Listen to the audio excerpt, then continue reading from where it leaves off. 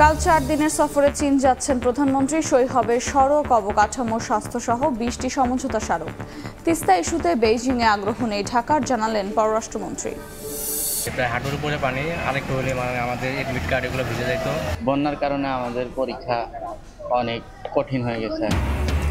বন্যার পানি মারিয়ে কেন্দ্রে কেন্দ্রে এইচএসসি পরীক্ষার্থীরা, উত্তরে বন্ধ হচ্ছে শিক্ষা প্রতিষ্ঠান। সিরাজগঞ্জ, জামালপুর সহ কয়েক জেলায় তলিয়ে লাখো ঘরবাড়ি। এবং শিশু নিখোঁজের তথ্যে সয়লাব সামাজিক যোগাযোগ মাধ্যম। সুনির্দিষ্ট কোনো তথ্য নেই, প্রতি মাসেই থাকে স্বাভাবিক কিছু ঘটনা, জানালো ডিএমপি। গুজব কিনা খতিয়ে দেখার ঘোষণা। সময় সংবাদের সঙ্গে আছি আমি আফরোজা মৌটুসী। কোটা আন্দোলনের কোনো যৌক্তিকতা নেই উল্লেখ করে প্রধানমন্ত্রী শেখ হাসিনা বলেছেন, আদালতের রায়ের বিরুদ্ধে আন্দোলনের নামে শিক্ষার্থীরা পড়াশোনার সময় নষ্ট করছে। বাংলাদেশ যুব মহিলা লীগের প্রতিষ্ঠা বার্ষিকী উপলক্ষে গণভবনে শুভেচ্ছা বিনিময় অনুষ্ঠানে তিনি কথা বলেন। বিএনপি জামায়াতের অত্যাচার নির্যাতন যেন আর ফিরে না আসে সে বিষয়ে সবাইকে সজাগ থাকতে আহ্বান জানান সরকার প্রধান।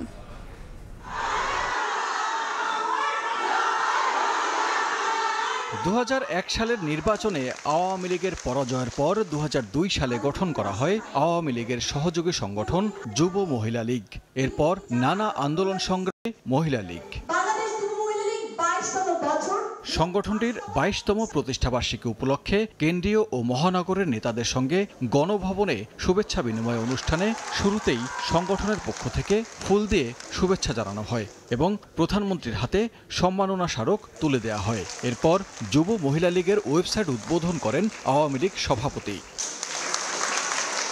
প্রতিষ্ঠা বার্ষিকীতে নিজ হাতে গড়া সংগঠন সৃষ্টির সংক্ষিপ্ত পটভূমি তুলে ধরে প্রধানমন্ত্রী শেখ হাসিনা বলেন, শুরু থেকেই দেশের মানুষের অধিকার প্রতিষ্ঠায় কাজ করে যাচ্ছে যুব মহিলা লীগ। যুব মহিলা লীগ সবসময় রাজপথে থেকে সেই আন্দোলন সংগ্রামে বলিষ্ঠ ভূমিকা রেখেছে।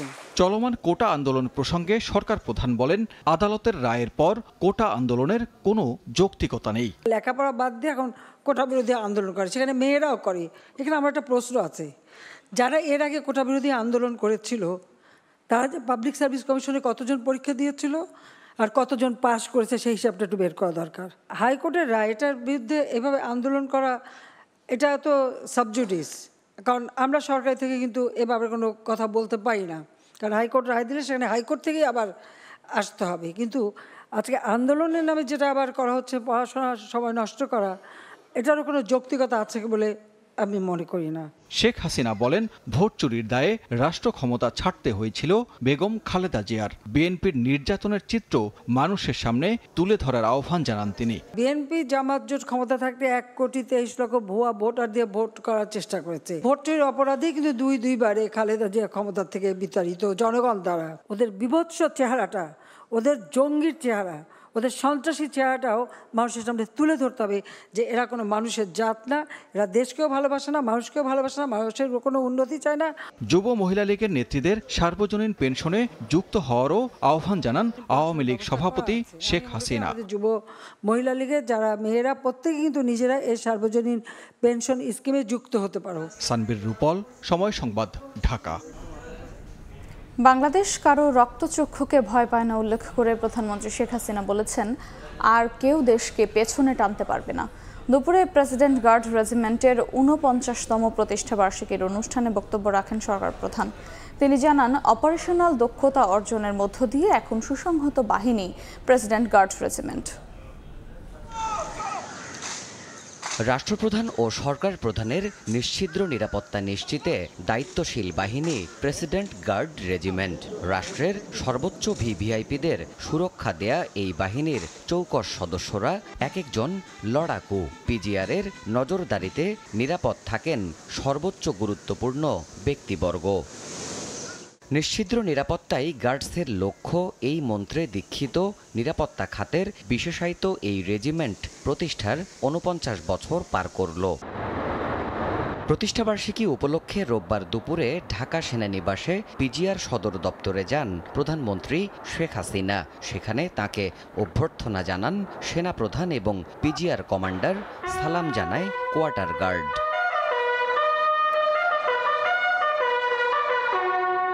এরপর শহীদ ক্যাপ্টেন হাফিজ হলে আয়োজিত প্রতিষ্ঠাবার্ষিকীর অনুষ্ঠানে যোগ দেন প্রধানমন্ত্রী। বিভিন্ন সময়ে দায়িত্ব পালন করতে গিয়ে পিজিআরের শহীদ সদস্যদের পরিবারের হাতে তুলে দেন অনুদান ও উপহার। এরপর উপস্থিত পিজিআর জওয়ানদের উদ্দেশ্যে বক্তব্য রাখেন সরকার প্রধান। তিনি বলেন, অত্যাধুনিক সরঞ্জামের সংযোজনে অপারেশনাল সক্ষমতা বেড়েছে পিজিআরের।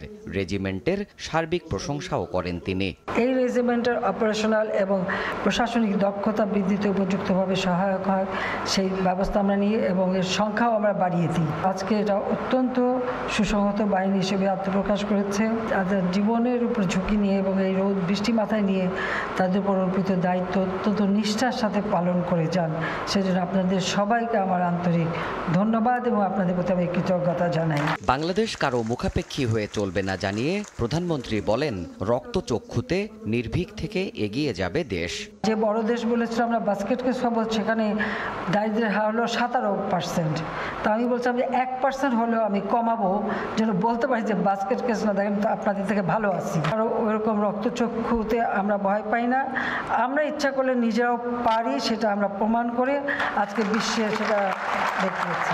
সম্ভাব্য সব ঝুঁকি মোকাবিলা করে নিরাপত্তা সুরক্ষা দেওয়ার গুরুদায়িত্ব পালন করা পিজিআরকে আরও দক্ষ হয়ে গড়ে উঠতে আহ্বান জানান প্রধানমন্ত্রী শেখ হাসিনা।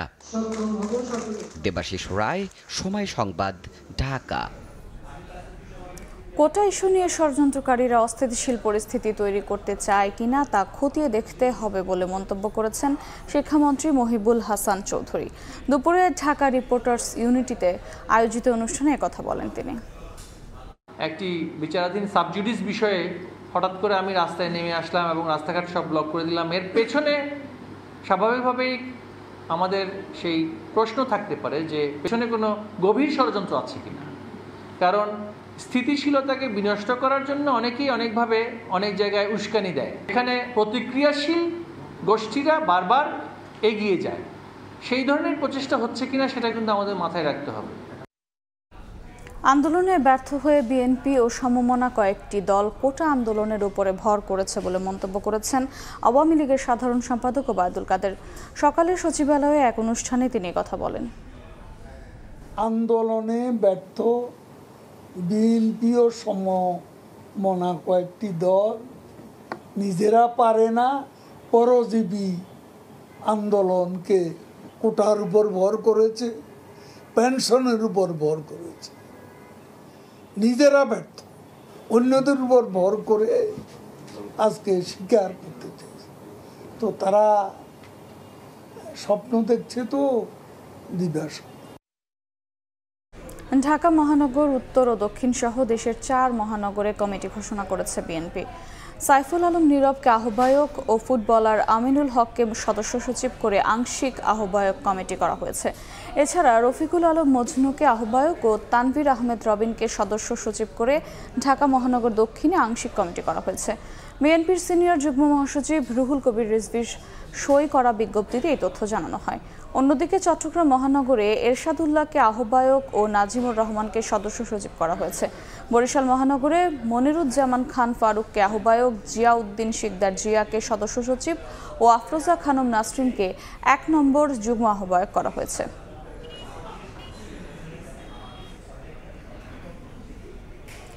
কাল 4 দিনের সফরে চীন যাচ্ছেন প্রধানমন্ত্রী শেখ হাসিনা।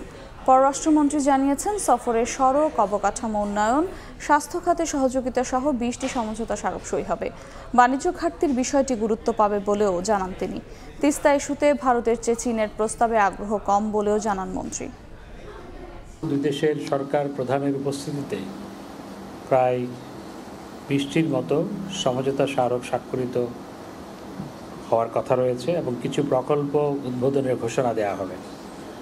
অর্থনৈতিক ও ব্যাংকিং খাত, বাণিজ্য বিনিয়োগ খাত, ডিজিটাল ইকোনমি, অবকাঠামোগত উন্নয়ন, দুর্যোগ ব্যবস্থাপনা প্রভৃতি খাতে সহায়তা, 6ষ্ঠ ও 9ম বাংলাদেশ চায়না ফ্রেন্ডশিপ ব্রিজ নির্মাণ, বাংলাদেশ হতে কৃষিপণ্য রফতানি, দুর্যোগ ব্যবস্থাপনা, পিপল টু পিপল কানেক্টিভিটি প্রভৃতি বিষয়ে সমঝোতা স্মারক স্বাক্ষরের কথা রয়েছে। এবার বন্যা পরিস্থিতির খবর। বন্যায় নাকাল দেশের উত্তর ও মধ্যাঞ্চল, অথই পানিতে ভাসছে লোকালয়, পানিবন্দী হাজার হাজার মানুষ। অনেক শিক্ষা প্রতিষ্ঠান তলিয়ে যাওয়ায় ব্যাহত হচ্ছে পাঠদান, বিপাকে পড়েছেন এইচএসসি পরীক্ষার্থীরাও। লোকালয়ে পানি ঢুকে পড়ায় ঘরবাড়ি ছেড়ে গবাদি পশু নিয়ে অনেকেই উঠছেন আশ্রয়কেন্দ্রে।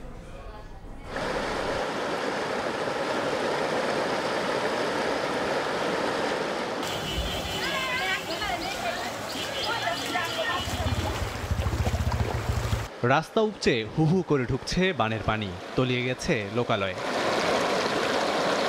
পাহাড়ি ঢলে নদ নদীর পানি বৃদ্ধি পাওয়ায় বন্যা কবলিত এলাকায় চরম দুর্ভোগে শিক্ষার্থীরা, বিশেষ করে এইচএসসি পরীক্ষার্থীরা। জামালপুরে ডুবে থাকা সড়কের পানি মারিয়ে দুর্ভোগকে সঙ্গী করে কেন্দ্রে যান পরীক্ষার্থীরা। ভোগান্তি নিয়েই দিতে হয় পরীক্ষা। এছাড়া জেলার 53টি প্রাথমিক বিদ্যালয়ের পাঠদান বন্ধ রয়েছে। সকাল 7টার দিকে বের হয়েছি, আর বন্যা যদি না থাকতো তাহলে আমাদেরকে হয়তো বা 9টার দিকে বের হলেই হতো। আর বন্যার কারণে আমাদের পরীক্ষা অনেক কঠিন হয়ে গেছে। এখন রাস্তাঘাটে সব জায়গায় পানি, বাড়ি থেকে লুঙ্গি পরে আসতে হয়, এদিকেও সামনে রাস্তায় পানি, আমাদের অনেক সমস্যা হইতেছে যাওয়ার পথে।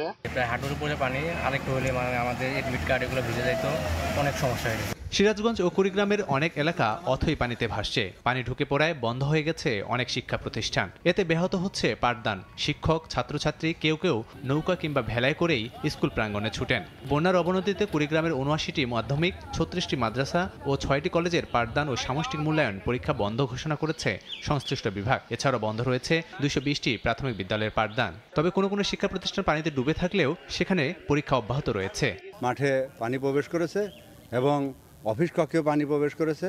তবে পরীক্ষা কার্যক্রম সঠিকভাবে চলমান, কারণ সারা বাংলাদেশে একযোগে নতুন কারিকুলামের পরীক্ষা। সিরাজগঞ্জে যমুনার পানি বেড়ে 5 জেলার 1.5 লাখ মানুষ পানিবন্দী। বন্যা দুর্গত এলাকায় দেখা দিয়েছে বিশুদ্ধ পানি ও খাবার সংকট। ক্ষেত খামার তলিয়ে যাওয়ায় কর্মহীন হয়ে পড়েছে খেটে খাওয়া মানুষ। বাড়িঘর ছেড়ে গরু ছাগল নিয়ে বিভিন্ন স্কুল ও উঁচু স্থানে আশ্রয় নিয়েছেন বানভাসীরা। টিবল সব তলা গেছে, পাক শাকের কোনো ব্যবস্থা নাই। মুড়ি টুড়ি খাওয়া দাওয়া সকালে থাকি, সারা দিন রান্না বাড়ি ই করতে। গাইবান্ধায় অনেক এলাকা দেখে বোঝার উপায় নেই কোনটি রাস্তা আর কোনটি নদী। এদিকে স্রোতের তোরে ধসে যায় লালমনিরহাটের তিস্তা নদীর স্পার বাঁধ। এটি মেরামত করা হলেও পানি ঢুকে তলিয়ে যায় বেশ কিছু এলাকা। বন্যা কবলিত এলাকায় ত্রাণ তৎপরতা শুরু না হওয়ায় ক্ষোভের শেষ নেই ভুক্তভোগীদের। কষ্ট কি আমার সহ্য হয়? এভাবে কষ্ট প্রত্যেক বছর আমার সাহায্য দেখ না, আমরা বেরি বাচ্চাই, আমরা খাওয়া নাই, দাওয়া নাই, পানির জ্বালা, আমরা একটা কর্ম করলাম আর সেটাও নাই। এদিকে সিলেটে বন্যা পরিস্থিতির কিছুটা উন্নতি হলেও পানিবন্দী অবস্থায় দিন কাটছে মানুষের। বসতবাড়ি, দোকানপাটের চারপাশ ডুবে আছে। লাবিব হাসান, সময় সংবাদ।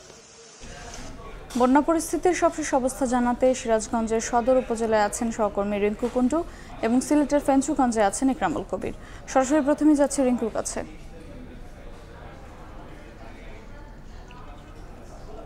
সিরাজগঞ্জের সার্বিক বন্যা পরিস্থিতির উন্নতি না হলেও অপরিবর্তিত রয়েছে, কারণ আমরা ভোর 6টায় দেখেছি সিরাজগঞ্জের যমুনা নদীর পানি বিপদসীমার 61 সেন্টিমিটার নিচ উপর দিয়ে প্রবাহিত ছিল এবং সেটি কিন্তু এখনো রয়েছে বিপদসীমার 61 সেন্টিমিটার উপর দিয়ে কিন্তু আসলে প্রবাহিত হচ্ছে। মোট কথা হচ্ছে যে নদীর পানি বাড়েওনি কমেনি, অপরিবর্তিত রয়েছে। তবে সিরাজগঞ্জের নদী তীরবর্তী যে 5টি উপজেলার বন্যা কবলিত মানুষ, তাদের কিন্তু দুর্ভোগ একটুও কমেনি, কারণ বানবাসী মানুষেরা যেসব যারা বাড়িঘর ছেড়ে উঁচু স্থান বা বাঁধের উপর আশ্রয় নিয়ে আছে, তারা কিন্তু খুবই মানবেতর জীবনযাপন করছে বলে জানিয়েছেন বানবাসীরা। আমরা এখন আছি সিরাজগঞ্জের সদর উপজেলার সয়দাবাদ ইউনিয়নের এই যে বাড়িটি দেখতে পাচ্ছেন, এই এলাকাটির পুরোটি এই রকম অবস্থা এবং প্রত্যেকটি বাড়িতেই পানিতে টইটুম্বর এবং এই বাড়িঘর ছেড়ে এই যারা বসতি যারা ছিল তারা কিন্তু উপরে রাস্তার পাশে বাঁধের উপর কিন্তু তারা আশ্রয় নিয়ে আছে। বিশেষ করে তাদের যে খাদ্য সংকট অর্থাৎ খাবার পানির তীব্র সংকট দেখা দিয়েছে, সেই সাথে আমরা দেখেছি যে যাদের গবাদি পশু আছে তাদের গোখাদ্যের কিন্তু একটা সংকট দেখা দিয়েছে। তো মোট কথা যে এক কথায় বলা যায় যে সিরাজগঞ্জের 5টি উপজেলার 34টি ইউনিয়নের যে 1.5 লক্ষাধিক মানুষ পানিবন্দী, তাদের আসলে দুর্ভোগ কিন্তু এখনো কমেনি। তবে পানি উন্নয়ন বোর্ড যেটি জানিয়েছে যে আগামী 2-1 দিনের মধ্যে পানি কমার একটি সম্ভাবনা আছে, তখন হয়তো বন্যা কিছুটা উন্নতি হতে পারে।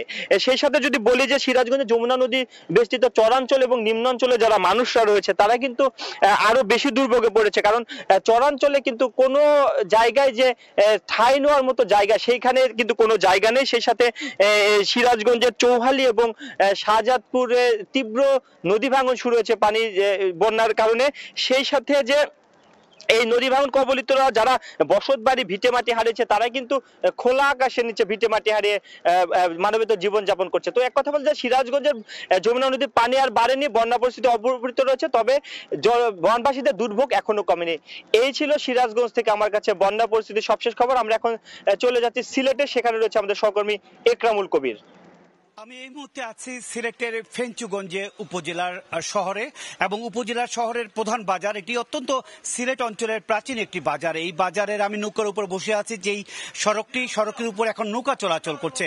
যাত্রীরা বিভিন্ন জায়গা থেকে এসে নৌকা করে এসে এই বাজারে নামছে। এর কারণ হচ্ছে গিয়ে প্রায় 1 মাস ধরে এই পানির বন্দী আছে এই এলাকার প্রায় 1 থেকে 1,500 ব্যবসায়ী, এবং তারা অত্যন্ত মানবেতর জীবনযাপন করছে। শুধুমাত্র এই ফেঞ্চুগঞ্জেরই 6টা উপজেলার বিভিন্ন 6টি ইউনিয়নের বিভিন্ন গ্রামের প্রায় 187টি গ্রামই মানুষ পানিবন্দী অবস্থা রয়েছে। এই 1 মাসের উপরে প্রায় এই এলাকার মানুষ অর্ধাহারে অনাহারে কোনো কোনো জায়গায় দিন কাটাচ্ছে। কারণ হচ্ছে কি, যারা আশ্রয় শিবিরে অবস্থান নিয়েছে তাদের যেই পরিমাণ খাবার দেওয়ার দরকার 2 বেলা বা সারাদিনে সেই পরিমাণ খাবার যাচ্ছে না। ইতিমধ্যে প্রশাসনের পক্ষ থেকে যে হিসেব দিয়েছে সেই হিসেবে যে বানভাসী মানুষ রয়েছে 10 লাখের উপরে, সেই হিসেবে জনপ্রতি প্রায় 8 টাকার মতন করে পড়ে, অর্থাৎ 60,30,000 টাকা নগদ অর্থ দেওয়া হয়েছে। শিশুদের জন্য 20 লাখ টাকা দেওয়া হয়েছে, এবং গবাদি পশুর খাদ্য হিসেবে আরও 20 লাখ টাকা দেওয়া হয়েছে। সবকিছু মিলে এই যে 1 মাস ধরে সিলেটের বানভাসী মানুষেরা ভাসছে পানির মধ্যে, তার জন্য যেই পর্যাপ্ত পরিমাণে খাদ্য, যে পর্যাপ্ত পরিমাণ সহায়তা দেওয়ার দরকার ছিল সেই পরিমাণ সহায়তা দেওয়ার এখন পর্যন্ত আসেনি। কারণ হচ্ছে কি, এই আমরা 2022 সালে দেখেছি বিভিন্ন জায়গা থেকে বিত্ত বান্দা এগিয়ে এসেছিল, প্রবাসীরা এগিয়ে এসেছিল। এইবার অর্থাৎ এই যে 1 মাস ধরে যে বন্যার ভাসছে সিলেটের বিভিন্ন উপজেলার মানুষ, বিশেষ করে আমরা দেখেছি বালাগঞ্জ, ওসমানীনগর, এই ফেঞ্চুগঞ্জ, জকিগঞ্জ, কানাইঘাট, জৈন্তাপুর, কোম্পানিগঞ্জ সহ সীমান্তবর্তী উপজেলার মানুষেরা আটকে আছে বিভিন্নভাবে। তাদের উদ্ধারে বা তাদের সহায়তার জন্য প্রবাসীরা এগিয়ে আসা এখনো প্রয়োজন। একটি ঘোষণা দিতে চাচ্ছি যে যারা বানভাসী মানুষেরা খুব অধীর আতঙ্কের মধ্যে আছে। কারণ হচ্ছে কি, আর মাত্র 2 দিন পরে পরীক্ষা, অর্থাৎ 9 জুলাই পরীক্ষা, এইচএসসি পরীক্ষা। উচ্চ মাধ্যমিক পরীক্ষায় আমি কিছু সময় আগে উচ্চ মাধ্যমিক শিক্ষা বোর্ডের পরীক্ষা নিয়ন্ত্রকের সাথে কথা বলেছি। উনি আমাকে জানিয়েছেন, পরীক্ষা নিয়ন্ত্রক অধ্যাপক অরুণ কুমার পাল আমাকে জানিয়েছেন যে যথা তারিখে অর্থাৎ 9 তারিখে পরীক্ষা অনুষ্ঠিত হবে, এবং যে সমস্ত কেন্দ্রে পানি উঠে গিয়েছে, যে সমস্ত কেন্দ্র পানির নিচে আবদ্ধ আছে, সেই সমস্ত কেন্দ্রকে সরিয়ে অন্য জায়গা নিয়ে 9 তারিখই নির্দিষ্ট সময়ে উচ্চ মাধ্যমিক পরীক্ষা সিলেট শিক্ষা বোর্ডে অনুষ্ঠিত হবে, এমনটি আমাকে জানিয়েছে সিলেট শিক্ষা বোর্ডের পরীক্ষা নিয়ন্ত্রক। মোটামুটি এই ছিল 1 মাস ধরে এই ফেঞ্চুগঞ্জবাসী যে পানিতে ভাসছে তার সবশেষ খবর। বন্যা পরিস্থিতির খবর জানছিলাম সিলেট ও সিরাজগঞ্জ থেকে। বন্যায় দেশের 18 জেলার 20 লাখ মানুষ ক্ষতিগ্রস্ত হয়েছেন বলে জানিয়েছেন দুর্যোগ ব্যবস্থাপনা ও ত্রাণ প্রতিমন্ত্রী মহিবুর রহমান। জলবায়ু পরিবর্তনের কারণে সিলেটে ঘন ঘন বন্যা হচ্ছে বলেও জানান তিনি। দেশের বন্যা পরিস্থিতি নিয়ে আন্তঃমন্ত্রণালয় সভা শেষে প্রতিমন্ত্রী বলেন, পানি নিষ্কাশনের জন্য জেলা প্রশাসনকে রাস্তা কাটার অনুমতি দেওয়া হয়েছে। বন্যার জন্য যে কোনো সমস্যায় আমাদের যে বরাদ্দগুলো তারা স্ট্যান্ড বাই আছে, এরা ইচ্ছা করলে খরচ করে কোথাও বাঁধ কাটতে হবে, কোথাও ড্রেজিং করতে হবে, কোথাও কালভার্ট পরিষ্কার করতে হবে, জলবদ্ধতা ক্লিয়ার করতে হবে, এগুলি তারা করার মতো তাদের আমরা অধিকার দিয়েছি। এরা ইচ্ছা করলে করে তাৎক্ষণিকভাবে আঞ্চলিকভাবে এই সমস্যাগুলি সমাধান তারা করতে পারবে। এখন আমরা শুধু খাদ্যদ্রব্য, চিকিৎসা বা যোগাযোগ ব্যবস্থা, বিশুদ্ধ পানি, খাবার, এই আমাদের এবং কমিউনিকেশনের জন্য শুধু আমরা কাজ করছি না, সাথে সাথে এই বন্যা পরিবর্তিতে এই ক্ষতিপূরণ যাতে মানুষ পূরণ করতে পারে সেই জন্য কার্যক্রমগুলি চালিয়ে যাচ্ছি। আন্তঃমন্ত্রণালয় সে আমাদের সিদ্ধান্তগুলি হয়েছে। সময় সংবাদ আরও থাকছে। স্বাভাবিক হচ্ছে টেকনাফ সেন্ট মার্টিন রুটে নৌযান চলাচল। 33 দিন পর যাত্রীবাহী ট্রলার, স্পিড বোট চলাচল, দ্বীপবাসীর চোখে মুখে স্বস্তি।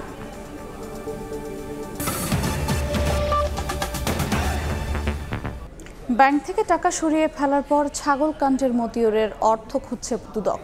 আলোচনায় আসার পর ব্যাংক হিসাব জব্দের আগেই 8 কোটি টাকা তুলেছেন মতিউর। তার 115টি হিসেবে রয়েছে মাত্র 4 কোটি টাকা। সংস্থাটির আইনজীবী বলছেন, অপরাধলব্ধ সম্পত্তি যেই কিনবে তার বিরুদ্ধেই নেওয়া হবে ব্যবস্থা। এদিকে বেনজির ও তার পরিবারের বিরুদ্ধে এখন পর্যন্ত 43 কোটি টাকার অবৈধ সম্পদ অর্জনের তথ্য পেয়েছে সংস্থাটি।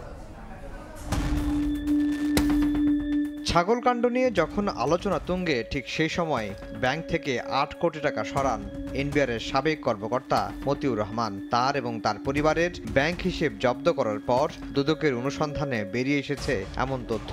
115টি হিসেবে এখন মাত্র 4 কোটি টাকা রয়েছে। অনুসন্ধান শুরুর পর গা ঢাকা দিয়েছেন মতিউর। দুদক আইনজীবী বলছেন, তার দেশের বাইরে যাওয়ার কোনো তথ্য নেই। মতিউর ও বেনজিরের অপরাধলব্ধ সম্পত্তি যেই কিনবে তাকেই আনা হবে আইনের আওতায়। ব্যাংক থেকে মতিউরের টাকা সরানোর বিষয়ে জানতে চাইলে সংস্থাটির আইনজীবী বলছেন, টাকা যেখানেই সরানো হোক খুঁজে বের করা অসম্ভব নয়। কোনো ব্যাপার না, উনি যদি টাকা উঠিয়ে নিয়ে যায় ও সেই টাকা কোথায় গেছে সেটা ট্রেস আউট করার সুযোগ আছে।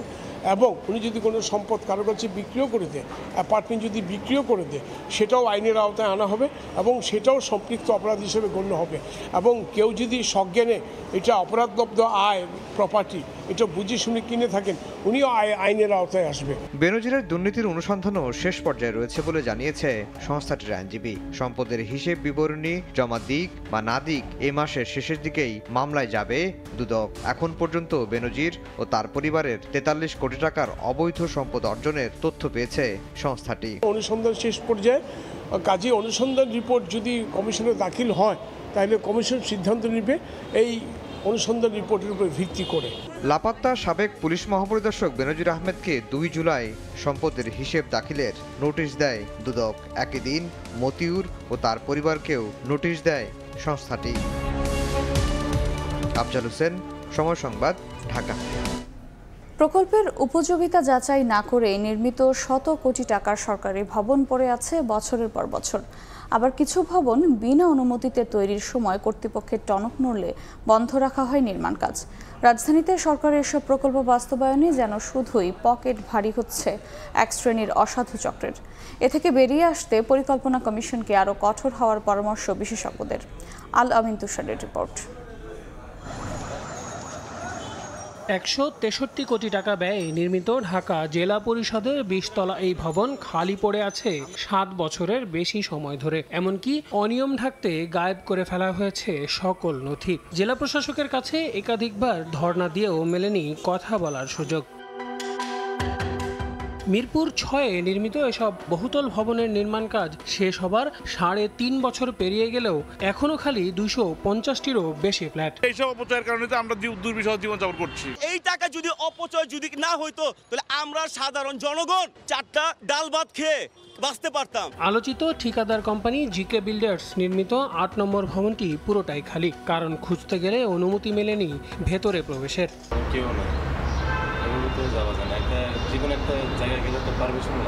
নানান অবকাঠামোগত উন্নয়নের ভিড়ে লুকিয়ে থাকা যে টাকার অপচয় তার প্রমাণ এই খালি বিল্ডিং।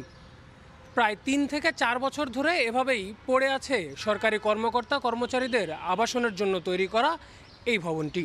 2022 সালে উদ্বোধনের পর কথা থাকলেও বিজ্ঞান ও প্রযুক্তি মন্ত্রণালয়ে এখনও পুরোপুরি স্থানান্তর হয়নি এখানে। যদিও কর্তৃপক্ষের দাবি বেশ কিছু প্রতিষ্ঠানকে ভাড়া দেওয়া হয়েছে, তবে বাইরে থেকে সাইনবোর্ড দেখা যায় মাত্র 2টি। চেষ্টা করেও এখানেও মেলেনি ভেতরে গিয়ে সত্যতা যাচাই করার অনুমতি।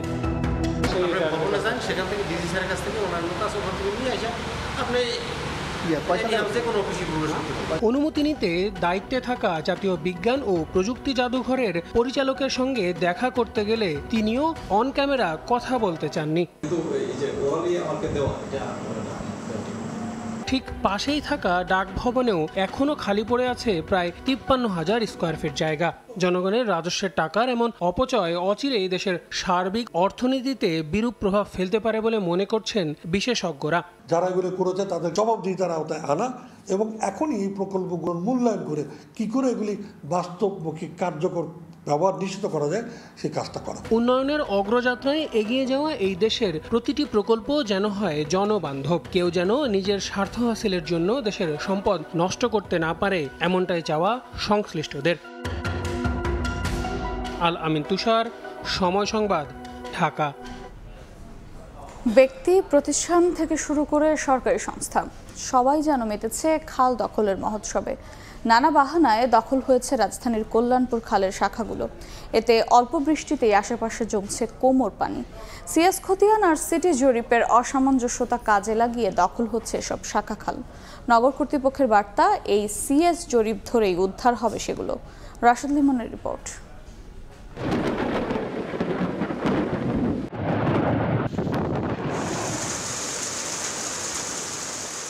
মেঘ দেখলেই যেন ভয় এসে চেপে বসে মিরপুরে, বিশেষ করে শেওড়াপাড়া, কাজীপাড়া, পীরের বাগ, পাইকপাড়া এসব এলাকায় একটু বৃষ্টি মানেই আতঙ্ক। মূলত কল্যাণপুর খালের শাখা উমচা দখল দূষণের মাসুল দিচ্ছেন তারা। 60 ফিট সড়কের ভাঙা ব্রিজ দিয়ে একটু সামনে গেলেই চোখে পড়ে একটি 10 তলা ভবন। পাখির চোখে তাকালে তা একেবারে খালের ওপর। আশপাশের আরও কয়েকটি ভবন নিয়ে সন্দেহ হওয়ায় ভবনের কাছে সময় সংবাদ। এই ভবনের কর্তৃপক্ষ যারা রয়েছেন তারা বলছেন তারা 7 ফিট জায়গা খালের পরে ছেড়ে দিয়ে তারপরে তাদের ভবনটি বানিয়েছেন, কিন্তু এই পাশে যদি এসে দাঁড়ায় তাহলে বোঝা যাবে যে সবশেষ যে জরিপের পিলার, সেই পিলারটি এখানে। যদিও সিটি কর্পোরেশনের এই পিলার নিয়েই প্রশ্ন তুলেছেন অভিযুক্তরা। স্পষ্ট দেখেই মনে হচ্ছে যে এটা ভায়োলেশন। আগে ছিল ওয়াসার, হ্যাঁ, আর এটা দিচ্ছে মূলত আপনার সিটি কর্পোরেশনই। তো আমরা এখানে যে পরে এনওসি নিয়ে আসছি যে ওয়াসার দিছে তাকে বাড়ি করার অনুমতি খাল পাড়ে, কিন্তু খালে তো বলতে দিতে দেয় নাই। তারা ধরেন একটা কলাম 2টা কলাম বাড়াই নিয়ে এসে বলছে খালের জায়গার মধ্যে। একটু সামনে গেলেই এক নির্মাণাধীন ভবনের এক পাশ যেন গলা চিপে ধরেছে এই খালের। তাদের দাবি 3 দশক আগের সীমানা আর রাজুকের অনুমোদিত নকশাই হচ্ছে বাড়ি। এখানে আমাদের সেই ধরনের লোকজন আছে যারা আমাদের সেই ধরনের কোনো কারো প্রশ্নে ওঠে না। কেউ আবার ভবনের ঝুঁকি দেখিয়ে আদালত থেকে নিয়ে রেখেছেন খাল খনন থেকে বিরত থাকার সমন। এই প্রান্তে এসে খালটা যেন ঠিক ড্রেনে রূপান্তরিত হয়েছে। এর মূল কারণ এই দুপাশে 2টি রিকশার গ্যারেজ।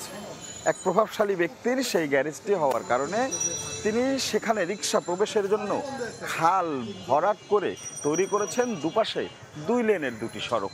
জানা গেল স্থানীয় কাউন্সিলরের পারিবারিক জমি এই এলাকা। তখন আর বুঝতে বাকি থাকে না কিছু। কলিমিয়াকে কাউন্সিলরের বাপ ভরাট করছে, এটা কেউ কিছু কয় না? না, এটা কেউ কিছু বলে না। তবে দখলের দায় নিতে নারাজ এই জনপ্রতিনিধি। পিলার আছে 30 ফিট, এটার ভিতরে কিন্তু আমার কোনো স্থাপনা নাই, আমার কোনো বাড়িও নাই, আমার কোনো ইয়ে নাই, সবই আছে 30 ফিটের বাহিরে। কল্যাণপুর খালের এই অংশের দখল দূষণ নিয়ে যত কথা, যত অভিযোগ সব যেন চাপা পড়ে যায় এই আনন্দবাজার কালভার্টের নিচে। কারণ এরপর থেকে এই খাল আর খাল নেই। খোদ সরকারি উদ্যোগেই কিন্তু সুয়ারেজ ড্রেনেজ তৈরি করা হয়েছে এবং যার ফলে এই খালের অস্তিত্ব পুরোপুরি বিলীন হয়েছে। যতটুকু আছে সেটি রক্ষা হবে কিভাবে? নগর কর্তৃপক্ষ বলছেন সিএস খতিয়ান ধরেই চলছে সীমানা নির্ধারণ, উদ্ধার হবে সেভাবেই। এদিকে 90 দশকের সিটি জরিপ নিয়ে যারা জমি কিনেছেন সেক্ষেত্রে তাদের পড়তে হবে মহাবিপদে। তবে রাজুক বলছে যে জরিপেই হোক খাল ভরাট করে বাড়ি নির্মাণের অনুমতি দেয়নি রাজুক। সবসময় রাজুক জন্য নকশা অনুমোদন দেয়, খাল থেকে 5 ফিট দূরত্বে সেফটি ডিস্টেন্স মেনটেন করে নকশা অনুমোদন দিয়ে থাকে। এর বাইরে কোনোটাই নকশা অনুমোদন হয়নি। সিএস দাগ দেখেই আমাকে খালের সীমানা করতে হবে। আজকে আমি যদি মহানগর জরিপ দিয়ে করি তাহলে ঢাকা শহরে কিন্তু বাঁচানো সম্ভব না জলবদ্ধ। সময় যতই যাচ্ছে ততই যেন দখলদার গ্রাস করে নিচ্ছে এসব জলাধার। আমাকে তো পাপের শাস্তিটা সেই পরিমাণ দিতে হবে যেন প্রজন্ম থেকে প্রজন্ম সবাই জানে খাল দখল করলে এত বড় পেনাল্টি দিতে হবে, কেউ যেন খাল দখল কথা ভুলেও না ভাবে। উন্নয়নের নামে একের পর এক কালভার্ট আর খাল বদলে স্ট্রং ড্রেনেজের রূপ দেওয়ার দায় এড়াতে পারে না সরকার। রাশেদ লিমন, সময় সংবাদ, ঢাকা। অবশেষে স্বাভাবিক হচ্ছে টেকনাফ সেন্ট মার্টিন রুটে নৌযান চলাচল। দীর্ঘ 33 দিন পর এই নৌ রুটে যাতায়াত শুরু করেছে যাত্রীবাহী ট্রলার ও স্পিডবোট। সেন্ট মার্টিন থেকে যাত্রী নিয়ে টেকনাফ পৌঁছে 4টি ট্রলার ও 7টি স্পিডবোট। স্বস্তি ফিরেছে দ্বীপবাসীর চোখে মুখে। সুজাউদ্দিন রুবেলের রিপোর্ট। সেন্ট মার্টিনের নোঙরগড়া ট্রলারগুলো বেশ হেলে দুলে ভাসছে নোনা জলে, আর দ্বীপের বাসিন্দারা ব্যাগ নিয়ে অপেক্ষা করছেন টেকনাফ যাওয়ার। সকাল 9টা, প্রথমে ট্রলারে উঠে 30 জনের বেশি যাত্রী, আর সামনে উঁচু করে টাঙানো হয় জাতীয় পতাকা। টেকনাফের উদ্দেশ্যে সেন্ট মার্টিন থেকে রওনা হয় ট্রলারটি, আর 20 মিনিট পর পর ছাড়ে আরও 3টি ট্রলার। প্রতিটি ট্রলারে ছিল 50 জনের বেশি যাত্রী। তারপর ছাড়ে 60টি স্পিডবোট। দুপুরে টেকনাফের শাহপরী দ্বীপ জেটিতে পৌঁছায় 250 জন যাত্রী। চোখে মুখে ছিল হাসির ঝলক। স্থানীয় সার্ভিস বুট এবং ফিশিং বুট, যাত্রীবাহী স্পিড বুটগুলো চলাচল শুরু হয়েছে। এটা খুবই সুখবর। যারা কাজ ছিল সেটার জন্য আসতে পারছি, আমরা অনেক সুন্দরভাবে আসতে পারছি, এখানে কোনো ঝামেলা নাই। শুধু সেন্ট মার্টিন থেকে নয়, টেকনাফ থেকেও খাদ্য বোঝাই 2টি ট্রলার ছেড়ে যায় সেন্ট মার্টিনের উদ্দেশ্যে। বুটগুলো দেখুন আজকে যাচ্ছে, সব সেন্ট মার্টিনের মানুষ খুশি হয়েছে যেন বুটগুলো আজকে সেন্ট মার্টিন যাচ্ছে। অনেকদিন ধরে যাতায়াতের কারণে সেন্ট মার্টিন যেতে পারি নাই, সেই জন্য আমরা আজকে অত্যন্ত আন্তরিক এবং ধন্যবাদ জানাই প্রশাসনকে। তবে দ্বীপবাসীর দাবি টেকনাফের গোলারচরের নাব্যতা ফিরিয়ে আনার, তাহলে আর মিয়ানমারের অভ্যন্তর হয়ে নৌযান চলাচল করতে হবে না। বাংলাদেশের জলসীমায় যে রাস্তাটা আমাদের পূর্বপুরুষদের চলাফেরা করতো, ওই রাস্তাটা যদি খনন করে দেওয়া হয়, স্বাভাবিক প্রতিদিন আমরা যাতায়াত করতে পারবো, আমাদের মায়ানমারের রাস্তা দিয়ে যেতে হবে না। মিয়ানমারের সংঘাতের কারণে টেকনাফ সেন্ট মার্টিন নৌ রুটে নৌযান চলাচল বন্ধ ছিল 33 দিন। সুজাউদ্দিন রুবেল, সময় সংবাদ, কক্সবাজার। ইপিপির রফতানি আয়ে $14 বিলিয়ন গোজা মিলের ব্যাখ্যা দিলেন প্রধানমন্ত্রীর বেসরকারি শিল্প ও বিনিয়োগ বিষয়ক উপদেষ্টা। বললেন, ইপিজেটের রফতানি তথ্য 2 বার গণনা করায় এমন ভুল হয়েছে। সমন্বয় নেই ইপিবি, এনবিআর ও বাংলাদেশ ব্যাংকের মধ্যেও। দুপুরে রাজধানীর একটি হোটেলে এক মতবিনিময় সভায় কথা বলেন সালমান এফ রহমান। গেল বুধবার 2023-24 অর্থবছরের জুলাই থেকে এপ্রিল সময়ের ব্যালেন্স অফ পেমেন্ট প্রকাশ করে বাংলাদেশ ব্যাংক। এতে দেখা যায় এপ্রিল পর্যন্ত 10 মাসে $3,367 কোটি পণ্য জাহাজীকরণ করা হয়েছে, যা তার আগের অর্থবছরের একই সময়ের তুলনায় 6.8% কম। অথচ ইপিবি প্রকাশিত তথ্যে এপ্রিল পর্যন্ত রপ্তানি দেখানো হয় $4,747 কোটি, বা 3.93% বেশি। এর মানে পণ্য জাহাজীকরণে পার্থক্য $13.8 বিলিয়ন। এতেই পরিষ্কার হয় ইপিবির বিরুদ্ধে দীর্ঘদিন ধরে করে আসা রপ্তানি আয় ফুলিয়ে ফাঁপিয়ে দেখানোর অভিযোগ। ব্যাপক সমালোচনার মুখে রোববার ইপিবির তথ্যের গরমিল নিয়ে কথা বলেন প্রধানমন্ত্রীর বেসরকারি শিল্প ও বিনিয়োগ বিষয়ক উপদেষ্টা সালমান এফ রহমান। ইপিবি দেখায় পুরো মূল্যটা, কিন্তু আসলে পুরো মূল্যটা আমি পাবো না, আমি শুধু সিএমটি পাবো। তখন বাংলাদেশ ব্যাংকের সাথে একটা অসমন্বয় হয়ে যায়। ভুল ইপিবি করেছিল। ইপিজেড থেকে যে রপ্তানিটা হয় দেশের ভিতরে, ওটাকে ওনারা একবার রপ্তানি ধরেছেন, আবার সেই কাপড়টাকে যখন গার্মেন্ট করে আমরা আবার রপ্তানি করি, আবার সেটাকে রপ্তানি ধরা হয়। কর আদায় নিয়ে এনবিআর এর করা সমালোচনাও করেন Salman F Rahman. NBR's propensity is to actually tax more the people who are already in the tax net. And that again we saw in this budget happening. Now the only way you can increase the tax net is by digitalization. এ সময় America চীনের মধ্যে চলমান বাণিজ্য যুদ্ধের প্রভাব দেশের অর্থনীতিতে পড়ছে বলেও মন্তব্য করেন প্রধানমন্ত্রীর বেসরকারি শিল্প ও বিনিয়োগ বিষয়ক উপদেষ্টা। শুভ খান, সময় সংবাদ, ঢাকা। এ পর্যায়ে শীর্ষ সংবাদগুলো জানিয়ে দিচ্ছি আরেকবার। কাল 4 দিনের সফরে চীন যাচ্ছেন প্রধানমন্ত্রী। সই হবে সড়ক, অবকাঠামো, স্বাস্থ্যসহ 20টি সমঝোতা স্মারক। তিস্তা ইস্যুতে বেইজিংয়ে আগ্রহ নেই ঢাকার, জানালেন পররাষ্ট্রমন্ত্রী। প্রায় হাঁটুর উপরে পানি, আরেকটু হলে আমাদের এডমিট কার্ড এগুলো ভিজে যেত। বন্যার কারণে আমাদের পরীক্ষা অনেক কঠিন হয়ে গেছে। বন্যার পানি মারিয়ে কেন্দ্রে কেন্দ্রে এইচএসসি পরীক্ষার্থীরা। উত্তরে বন্ধ হচ্ছে শিক্ষা প্রতিষ্ঠান। সিরাজগঞ্জ, জামালপুর সহ কয়েক জেলায় তলিয়ে লাখো ঘরবাড়ি।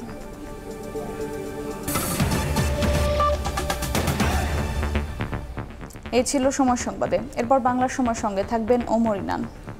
মৌটুসী, আপনাকে ধন্যবাদ। বাংলার সময় নিয়ে ফিরছি কিছুক্ষণ পর, সঙ্গে থাকুন সময়।